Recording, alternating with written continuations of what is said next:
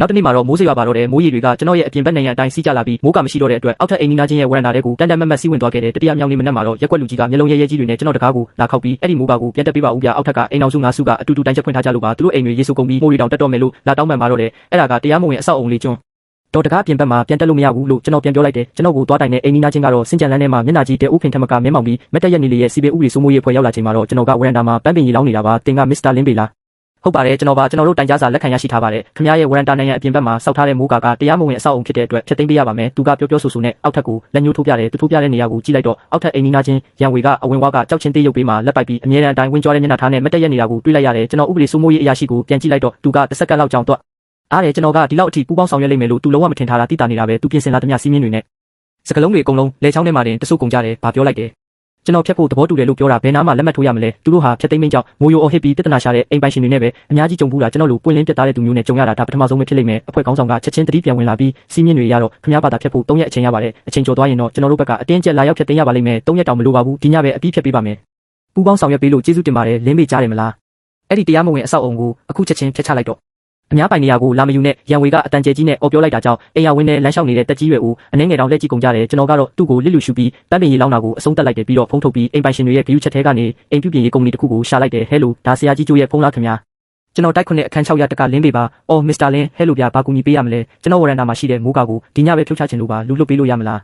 ားပတ်စံကကိစ္စမရှိပါဘူးအပိုဆောင်ထပ်ပေးပါမယ်ရတာပေါ့တေချာပေါက်ရပါတယ်ဒီညအားတဲ့အလုပ်သမားတွေရှိတယ်တန်တန်ရှင်းရှင်းဖြုတ်ပေးဖို့တေချာစီစဉ်လိုက်ပါမယ်ကျွန်တော်မိဖို့ချောင်းနဲ့ဝင်ပြီးညစာချက်နေခဲ့တဲ့ရန်ဝေတို့မိသားစုကလွန်ခဲ့တဲ့6လကမှအောက်ထပ်ကိုပြောင်းလာတာပါသူတို့ရောက်ကြတဲ့ကကျွန်တော်တို့တိုက်ကြီးမှာတရက်မှအေးချမ်းချမ်းမရှိခဲ့ဘူးသူကအပေါ်ထက်ကလူတွေလမ်းလျှောက်တာအတန်ကျဲတယ်လို့ဖြစ်တယောက်ကစင်ကြံလန်းထဲမှာပစ္စည်းထားတယ်လို့ဖြစ်အမြဲတမ်းပြဿနာရှာတတ်တယ်အိမ်ရဝင်းတွေကလေးလွင့်ကြောင်လေးတွေကိုတောင်သူကကြည့်မရဘူးသူတို့ရဲ့ကိုပိုင်ဝရန်နာကိုတော့သူ့ဇနီးကနေအောင်ကြည့်ရတဲ့ပန်းချံလေးတစ်ခုအဖြစ်ပြောင်းလဲထားတယ်လွန်ခဲ့တဲ့ရက်အနည်းငယ်ကပဲရန်ဝိဇနီကဂယုချက်ထဲမှာကျွန်တော်မိုးကာကနေကြားတဲ့ရေစက်တွေကသူမရဲ့ပန်းပင်တွေပေါ်ဆင်းနေဆိုပြီးလာတိုင်းနဲ့ရန်ဝေကချက်ချင်းကျွန်တော်ကိုထိုက်တွဲပြီးဒါကိုကိုဘာသာရှင်းပြဖို့လာပြောတယ်အဲ့ဒီတုန်းကကျွန်တော်ပြန်ဖြေခဲ့တာကမိုးကာဆိုတာမိုးရေကိုကောက်ွယ်ပြီးရေနှုတ်ပေးဖို့လုပ်ထားတာလေမိုးရွာချိန်မှာရေစက်ကြတာကအခြေခံရုပ်ပိုင်းဆိုင်ရာသဘောတရားပဲရန်ဝေကဂယုချက်ထဲမှာရှက်သွားပုံရပြီးစကားဆက်မပြောတော့ဘူးအဲ့ဒါပြီးတော့ဒီကိစ္စပြီးသွားပြီလို့ကျွန်တော်ထင်ခဲ့တာသူကစီးပင်အဖွဲ့စီတန်းတိုင်လိုက်မယ်လို့ကျွန်တော်မမျှော်လင့်ထားခဲ့ဘူးအဲ့ဒီမိုးကာကိုကျွန်တော်ဒီအိမ်မှာစနေထိုင်တဲ့ပထမဆုံးနှစ်ကလေးကတက်ဆင်ခဲ့တာပါကျွန်တော်တို့တိုက်ရဲ့ဒီဇိုင်းမှာအားနည်းချက်တစ်ခုရှိတယ်အဲ့ဒါကအပြင်ဘက်ဝရန်တာနေရန်တွေမှာစနစ်တကျရေလမ်းလွှဲပေးမဲ့အမိုးစွန်းတွေမပါရှိတာပဲမိုးရွာတဲ့အခါတိုင်းရေတွေကနိုင်ရန်မျက်နှာပြင်အတိုင်းစီးကြလာတတ်တယ်အချိန်ကြာလာတာနဲ့အမျှအောက်ထက်ကဝရန်တာမျက်နှာချက်တွေနဲ့အပြင်နေရန်တွေကရေယိုစိမ့်ပြီးမှုတ်တက်ဖို့လွယ်ကူစေပါတယ်အဲ့ဒီတုန်းကတော့တိုက်ပေါ်ကလူတိုင်းကဒီလိုဖောက်ထွင်းမြင်ရတဲ့မိုးကာမျိုးကိုပဲတိတ်တိတ်ဆိတ်ဆိတ်တက်ဆင်ခဲ့ကြတာပါအလင်းရောင်ကိုလည်းမကွယ်တလို့မိုးရေတွေကိုလည်းလမ်းလွှဲပေးပြီးနေရန်ကိုပါကာကွယ်ပေးတယ်လေရန်ဝေပြောင်းမလာခင်ထိနှစ်ပေါင်း30ကျော်တိုင်းဘာပြဿနာမှမရှိခဲ့ပါဘူးညနေ9နာရီမှာဆရာကြီးကျိုးကအလုပ်သမား2ယောက်နဲ့အတူအချိန်မှရောက်လာခဲ့တယ်မကြခင်မှာပဲလွန်ပူတူးတန်တွေနဲ့ဖြတ်တောက်တန်တွေကလေတူးတွေပြန့်လွင့်သွားပါတော့တယ်ရန်ဝေလည်းဒီအတန်ကိုကြားလို့ထင်တဲ့အောက်ထပ်ကိုတက်တက်မဲ့လာကြီးချက်ဖို့ပြေးစင်းလာခဲ့တယ်သူကကြောက်ချင်းသေးရုပ်ကိုမိပြီးခါထောက်ကအလုပ်သမားတွေဖြတ်တောက်ထားတဲ့မိုးကပြားတွေကိုတစ်ချက်ပြီးတစ်ချက်တည်သွားတာကိုရက်ကြည့်နေတယ်ရန်ဝေးမျက်နှာကအပြုံးကတော့ပိုပြီးကျေပြန့်လာခဲ့တယ်ည10နာရီမှာတော့မိုးကာကိုလုံးဝဖြုတ်ချပြီးသွားပါပြီနေရမှာတက်ထားတဲ့ဝက်ဥတွေကိုပါမကြမ်းတန်တန်ရှင်းရှင်းဖြုတ်ပစ်ခဲ့တယ်ကျွန်တော်လည်းအလုပ်သမားတွေကိုဝင်မလေးပဲလှုပ်အားခပေးတဲ့အပြင်အင်ပါဦးစုကြီးပါထည့်ပေးလိုက်ပါသေးတယ်မတက်နိုင်ဘူးလေတယောက်ကဒါကိုမြအစီစပါမွေးစုစရာလို့ထင်နေတာကိုအလုပ်သမားတွေကိုလိုက်ပို့ပြီးတော့ကျွန်တော်တကားပိတ်လိုက်တယ်အပြင်ဘက်မှာတော့ကောင်းကင်ကြီးကမုန်တိုင်းကြီးကျယ်လာတော့မလို့မိုင်းညို့နေခဲ့ပြီးနောက်တနေ့မနက်စောစောမှာတော့တေးထန်စွာရွာသွန်းတဲ့မိုးတန်ကြောင့်ကျွန်တော်နိုးလာခဲ့တယ်လိုက်ကာကိုဖွင့်ကြည့်လိုက်တော့မိုးရေစက်ကြီးတွေကမှန်ကိုရိုက်ခတ်ပြီးရေစီးကြောင်းတွေအဖြစ်အောက်ကိုလိမ့်တော့စီးဆင်းသွားတာကိုတွေ့လိုက်ရတယ်မိုးကာကနေကာကွယ်မပေးတော့တဲ့အတွက်မိုးရေတွေကဆက်ထမထက်ရဲ့အပြင်ဘက်နေရန်ကိုဘာအစီးတားမှမရှိရိုက်ခတ်ပြီးနေရန်အတိုင်းအမခံမိုးရေလိုက်ကကြီးတစ်ခုလိုအရှိန်ဟုန်နဲ့ပစ္စမထက်စီတန်တန်မမတ်စီးဆင်းသွားပါတော့တယ်ရန်ဝေတိတိချာချာစောက်ထားတဲ့နေအောင်ကြီးရပန်းချံခန်းလေးကတော့အခုမုန်တိုင်းရဲ့အပြည့်အဝပဋိဇန်စီရေကိုခံယူနေရပြီပေါ့အိုဖျားသခင်ဘာတွေဖြစ်နေတာလဲရန်ဝေလာကြည့်ဦးဝမ်နာမှာရေရှမ်းနေပြီးတောက်ခတ်ဆန်းဘာလို့ရေတွေကရေတခွန်လိုစီးကြနေရတာလဲလင်းပေမင်းနာကိုတမင်လောက်တာမလားကျွန်တော်အေးစစ်စစ်ပဲကော်ဖီတောက်ပြီးအလုပ်သွားဖို့ပြင်ဆင်လိုက်တယ်တကားဖွင့်လိုက်တဲ့အခိုက်အတန့်မှာပဲအဝင်ဝါကိုပိတ်ရက်နေတဲ့ရန်ဝေကိုတွေးလိုက်ရတယ်သူ့နောက်မှာတော့သူ့ဇနီးကဖုန်းကိုကင်ပြီးကျွန်တော်အိမ်တကားဝါကိုမရက်မနာဗီဒီယိုရိုက်နေခဲ့တယ်မင်းဒါကိုတမင်တက်လောက်တာမလားမစ္စတာရန်ပြောစရာရှိတာကိုပြောပါလက်ကိုငြိမ်ငြိမ်ထားပါကောင်းပြီဒါဆိုပြောစမ်းငါဝရဏရေလွှမ်းသွားတာမင်းလက်ချက်မလားခင်ဗျားပဲကျွန်တော်မိုးကာကိုတရားမဝင်ဘူးဆိုပြီးသွားတိုင်တာလေးစီပင်ကကျွန်တော်ကိုဖြုတ်ဖို့အမိန့်ပေးလို့ကျွန်တော်လည်းဥပဒေတိုင်းညရင်းချင်းဖြုတ်ပေးခဲ့တာအခုမိုးရွာပြီးရေကအောက်ကိုစီးဆင်းသွားတာကတဘာဝဖြစ်စဉ်ပဲအဲ့ဒါကိုခင်ဗျားကကျွန်တော်အပေါ်ဘယ်လိုလုပ်လာပုံချလို့ရမှာလဲမင်းဒါမျိုးဖြစ်လာမယ်ဆိုတာကြိုသိနေတာမင်းတမင်လောက်တာကျွန်တော်သိတာကတော့ကျွန်တော်ရဲ့ကိုယ်ပိုင်တရားမဝင်အဆောက်အုံကိုကျွန်တော်ဖျက်လိုက်တာပဲအဲ့ဒါခင်ဗျားနဲ့ဘာဆိုင်လို့လဲလင်းပေငါစိုက်ထားတဲ့ပန်းတွေကအကုန်လုံးရှားပါမျိုးစိတ်တွေကွာတပင်ကိုရွမ်း1000ကျော်တန်နဲ့အခုတော့အကုန်လုံးရေဆိုပြီးပုတ်ကုန်ပြီးမင်းအပြည့်အဝရောကြီးပေးရမယ်အဲ့ဒါဘာအခြေခံနဲ့ပြောတာလဲကျွန်တော်ခင်ဗျားရဲ့ပန်းတွေကိုဖျက်ဆီးခဲ့တယ်ဆိုတဲ့တတိရှိလားကဘာမြေဆွဲအားကြောင့်ရေကအောက်ကိုစီးတာလေးခင်ဗျားသွားပြီးနေယူတန်နဲ့ပဲသွားဆွေးနွေးလိုက်ပါမင်းစကလုံးတွေလှည့်ပတ်မနေနဲ့မင်းပဲငါ့ကိုအရင်တိုင်တာလေးကျွန်တော်ကဥပဒေကိုပဲလိုက်နာတာပါဖယ်ပေးပါကျွန်တော်အလုပ်သွားရမယ်ဒီနေ့ဒီကိစ္စကိုမရှင်းမချင်းမင်းဘယ်မှမသွားရဘူးဘယ်ကိုမှသွားဖို့စိတ်မကူနဲ့ခင်ဗျားကျွန်တော်ရဲ့ပုံကိုရေးလွတ်လပ်ခွင့်ကိုပိတ်ပင်နေတာကျွန်တော်အခုချက်ချင်းရဲခေါ်လို့ရတယ်ကျွန်တော်ဖုန်းထုတ်ပြီးရဲအရေးပေါ်ဖုန်းခေါ်ဆိုမှုမျက်နှာပြင်ကိုသူ့မျက်နှာစီထိုးပြလိုက်တယ်ရဲဖုန်းခေါ်တဲ့စကီရင်လင်းလာတာကိုမြင်တော့ရန်ဝေကအလိုလျောက်နောက်ဆုတ်သွားတယ်ဒါပေမဲ့သူ့ဇနီးကချက်ချင်းသူ့ တွေ့ကိုတိုးဝင်ပြီးကျွန်တော်လမ်းကိုပိတ်ဆက်ပွားလိုက်ကခေါ်လိုက်လေခေါ်ဆန်းရဲတွေလာပြီးဘယ်သူမှလည်းဆုံးဖြတ်ပါစေမင်းလူတွေကိုဒီလိုဘယ်လိုမျိုးအနိုင်ကျင့်နေလဲဆိုတာသူတို့မြင်ပါစေဦးလို့အော်တော့တာပဲအဲ့ဒီအချိန်မှာပဲစစ်ကြံလန်းတစ်ဖက်ကဒေါ်လေးလီကတကားဖွင့်ပြီးခေါင်းပြူကြည့်လာတယ်ကျွန်တော်တကားဝါကမြင်ကွင်းကိုမြင်တော့ဒေါ်လေးလီကြောင်သွားတယ်ရန်ဝိဇနီးကချက်ချင်းပဲကဲတင်ရှင်ကိုတွေးလိုက်ရတယ်လို့ပုံစံမျိုးနဲ့သူမကိုငိုယိုပြီးတိုင်တန်းတော့တယ် Oh my god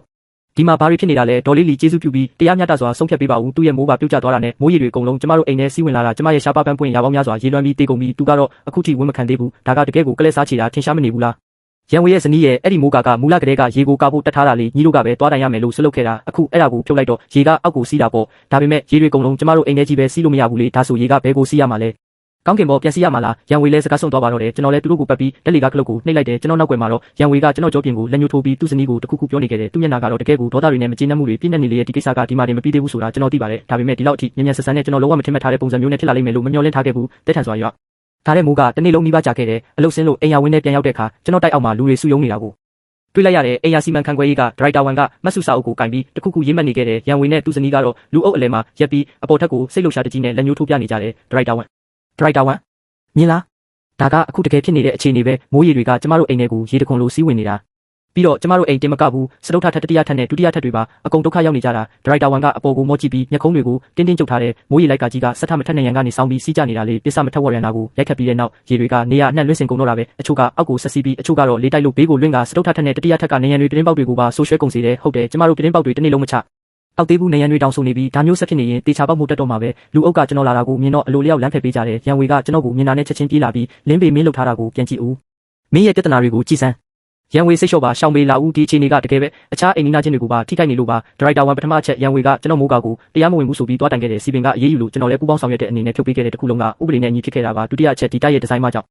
မိုးရေကအောက်ကိုတန်းစီကြတာပါဒါကစောက်လုပ်ရေးကုမ္ပဏီရဲ့ပြဿနာပဲကျွန်တော်ပြဿနာမဟုတ်ဘူးတတိယအချက်အခြားအိမ်နီးနားချင်းတွေထိခိုက်ရတာကိုကျွန်တော်စိတ်မကောင်းဖြစ်ရပေမဲ့တာဝန်ကတော့ကျွန်တော်မှမရှိပါဘူးမင်းပြောတာမမှားပါဘူးဒါပေမဲ့ကဲပါဗျာအားလုံးကအိမ်နီးနားချင်းတွေပဲဥစ္စာနည်းနည်းတော့ထောက်ထားညတာမှုရှိတင်တာပေါ့အခုပြဿနာကရောက်နေပြီဆိုတော့ဒါကိုရှင်းဖို့နီးလန့်ရှာရမှာပေါ့မဟုတ်ဘူးလား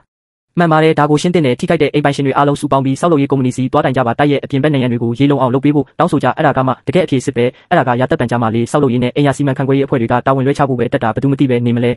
ဟုတ်ပါသူတို့လာပြင်ပေးမဲ့အချိန်ဆိုအိမ်တွေအကုန်လုံးရေဆိုပြီးပုတ်ဆက်ကုန်လောက်ပြီးရှောင်းပေးအဲ့ဒီလုပ်ငန်းစဉ်ကအချိန်ကြာကြီးယူရမှာအခုလောလောဆယ်ရှေ့မောက်ကပြဿနာကိုပဲပြောရအောင်မင်းအဲ့ဒီမိုးကာကိုအရင်ဆုံးပြန်တက်ပေးလို့ရမလားမစ္စတာယန်ကိုရိုင်းကဒါကိုတရားမဝင်အဆောက်အုံလို့တွားတိုင်ခဲ့တာလေကျွန်တော်မှာစီပင်ရဲ့ဖြတ်သိမ်းမိတ်တတိပေးစာလဲတက်တည်ရှိတယ်ဒရိုက်တာဝန်ခင်ဗျားကအများပိုင်ရရှိတယောက်ပဲကျွန်တော်ကိုတည့်ရက်နဲ့ဥပဒေချိုးဖောက်ဖို့အတင်းလာတောင်းဆိုနေတာတော့မဟုတ်တော့ဘူးမလားဟုတ်ပပတရားမဝင်လို့ဆိုပြီးခုတင်တင်ပဲဖြုတ်ခိုင်းလိုက်ပြီးတော့အခုကျမှပြန်တက်ခိုင်းရတယ်လို့အဲ့ဒါဘာစင်ကျင်တုံတရားမျိုးလဲအတိအကျကိုမသိတော့ဘူးရုပ်ရှင်တွေကတ်တွေအတွက်ဖော်လို့လုပ်ထားပါ